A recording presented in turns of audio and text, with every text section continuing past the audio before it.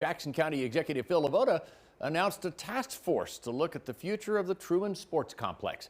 The Chiefs say they're leaving the county-owned Arrowhead Stadium for Kansas after their 2030 season. The Royals say they plan to leave too, though a new stadium location hasn't been revealed. Fox 4's Jonathan Ketz live from the Truman Sports Complex with what the county executive hopes to learn here. John? John, this will be a group of 10 to 15 people, community members, business leaders, and developers who are going to be a part of this task force. But it was the images that LeVota showed off today that caught a lot of people's attention. These are not, of course, what would happen. They're the examples of what a redeveloped sports complex area would look like. County Executive Phil LeVota says he is not suggesting any of these 6 images, one of which is a horse track around Arrowhead.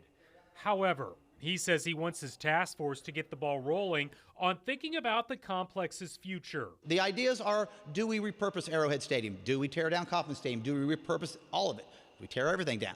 That's what we don't know, and that's the idea of thinking big of what we can do with everything. LeVota says the task force will help determine the cost of demolishing the stadiums. They'll begin their work in the middle of next month. The Royals play their first home game of the season Monday. But I really wanted people to walk in there on opening day and not say, wow, this place is going to be empty. Well, it's going to be better. Jackson County Legislative Chair Manny Abarca tells Fox 4 he had not seen these renderings before Thursday's news conference, adding that the legislature needs a lot of questions answered.